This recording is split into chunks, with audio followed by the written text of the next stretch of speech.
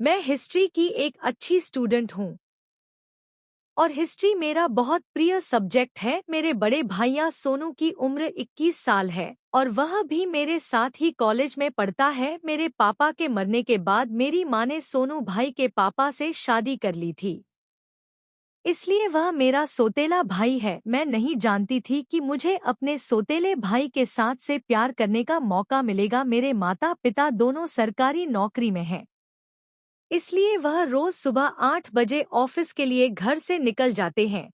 पापा और मम्मी के ऑफिस चले जाने के बाद मैं और मेरा भाई नहाए और तैयार होकर यूनिवर्सिटी चले गए। क्योंकि हमारे घर में एक ही कॉमन बाथरूम है तो पहले मैं नहाकर तैयार हो जाती हूँ, फिर मेरा भाई नहाने जाता है। आमतौर पर लड़कियों को तैयार होने में ज्यादा अधिक समय लगता है, इसलिए मैं पहले नहाती हूँ। इस तरह मैंने हर दिन एक निश्चित दिनचर्या के अनुसार बिताया, लेकिन एक घटना ने मेरी जिंदगी पूरी तरह से बदल दी। अब इसे एक्सीडेंटल समझ लो या जानबूझकर, हर दिन की तरह मम्मी पापा भाई और मैंने साथ में नाश्ता किया था। मेरे पापा और मम्मी तैयार होकर ऑफिस के लिए चले गए। मैं शावर के नीचे खड़ी थी। मैं थोड़ा डरी हुई थी, फिर भी मैंने सोचा कि यहाँ मेरे मन का वहम होगा और चेहरे पर साबुन लगाते समय मैंने देखा कि बाथरूम के दरवाजे के नीचे एक परछाई घूम रही थी। मुझे लगने लगा कि शायद कोई बाथरूम के दरवाजे से मुझे नहाते हुए देख रहा था, लेकिन इस बार घर पर मेरे और भैया के अलावा कोई नहीं था। तो क्या भाई दरवाजे से मुझे नहाते हुए देख रहा था? शायद लाइट की रोशनी के बाहर आ गई और अपने कपड़े पहन लिए। जैसे ही मैंने दुपट्टा उठाया और मैंने दरवाजे के नीचे से परछाई को हिलते हुए देखा, फिर मेरा शक और भी ज्यादा गहरा हो गया। मैं नहाकर अपने कमरे में आ गई और तैयार होने लगी। उधर भाई कुछ पीछे बैठती हूँ और अपना बैग उसके और मेरे बीच में छोड़ देती हूँ।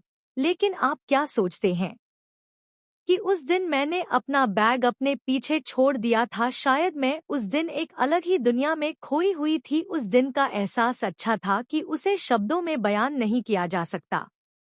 अगली सुबह से मैं सोचने लगी कि कैसे यकीन करूं कि मेरे भाई ने मुझे बाथरूम के दरवाजे से नहाते हुए देख लिया था या नहीं। बहुत सोचने के बाद मुझे एक विचार आया।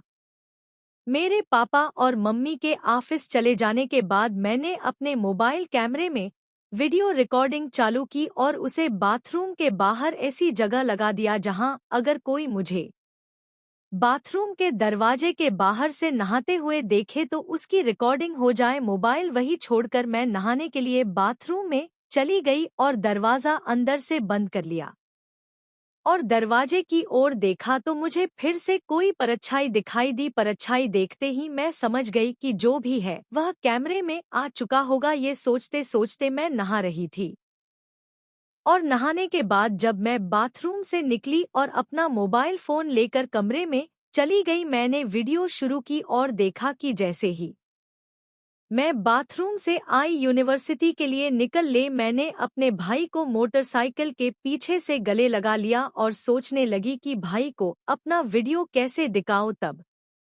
भाई ने कहा, बाइक पर पड़ती हो क्या? मैंने कहा नहीं भाई। वो बोला, तो फिर तुमने मुझे समझ नहीं आ रहा था कि मैं अपने भाई को उस वीडियो को कैसे दिखाऊं। रात के लगभग 10 बजे में बिस्तर पर लेटी करवट बदल रही थी, बिल्कुल नींद नहीं आ रही थी। मैंने अपना वीडियो चालू किया और फिर से देखने लगी। दिल में बहुत हिम्मत करके मैंने अपना वीडियो अपने भाई के मोबाइल पर सेंड कर दिया। लगभग 15 मिनट बीत गए लेकिन वीडियो नहीं देखा गया। मैं सोचने लगी कि भाई वीडियो क्यों नहीं देख रहा है।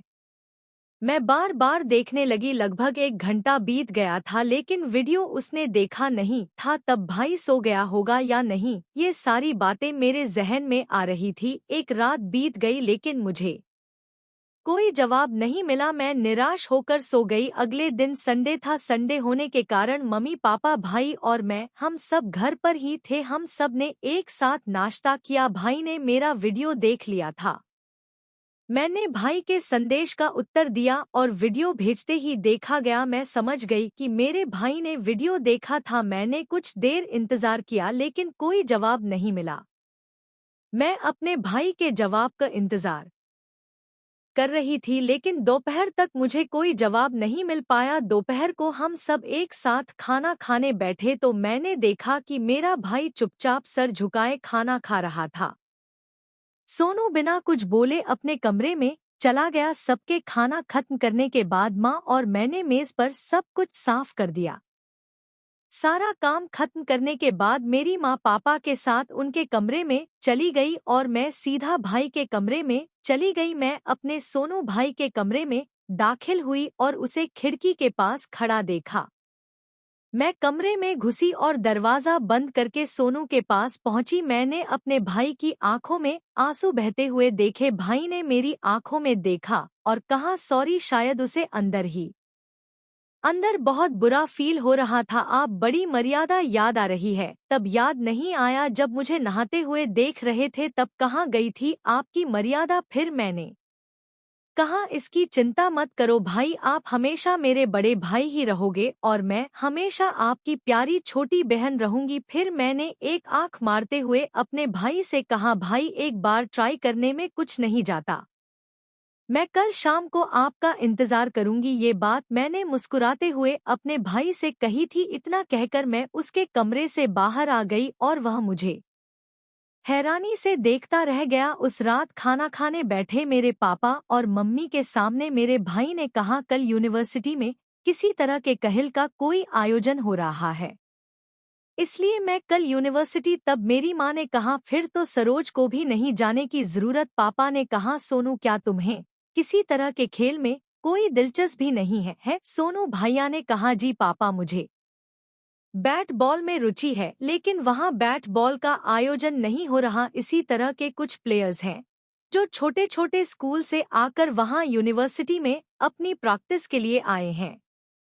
फिर पापा बोले, तो ठीक है, फिर कल तुम दोनों ही घर पर रहना। मैंने सोनू भाई की तरफ देखा और हल्की सी मुस्कान दी। अगले दिन मेरे पापा और माँ ऑफिस के जाने के बाद मैं सोनू भाई के कमरे में गई और उसे बिस्तर पर लेटा हुआ पाया। मैंने कहा, भाई तुमने आज क्लास में जाने के बजाय सारा दिन घर पर ही रहने का प्लान क्यों बनाया? सारा दिन मेरे साथ क्या करोगे? क्या तुम कोई प्लान बना रहे हो? तब सोनू भाई ने कहा, कल तुमने कहा था ना कि एक बार ट्राई करने में कुछ नहीं जाता, भूल गई क्या? इसलिए मैं घर पर रहना चाहता था। तब मैंने हंसते हुए अपने भाई से कहा, वाह भाई, आप तो बड़े स्मार्ट निकले। कल तो मगरमच्छ के आंसू बह सगे भाई बहन हैं, एक बार ट्राई करने में कुछ नहीं जाता।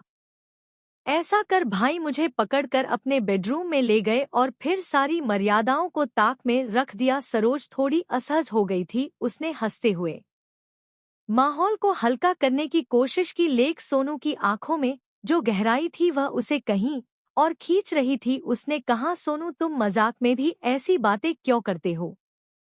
दोस्ती की एक मर्यादा होती है। सोनू मुस्कुराते हुए उसके पास आया और बोला, सरोज, अगर दोस्ती इतनी गहरी हो कि वह मर्यादा को भी प्यार में बदल दे तो क्या गलत है?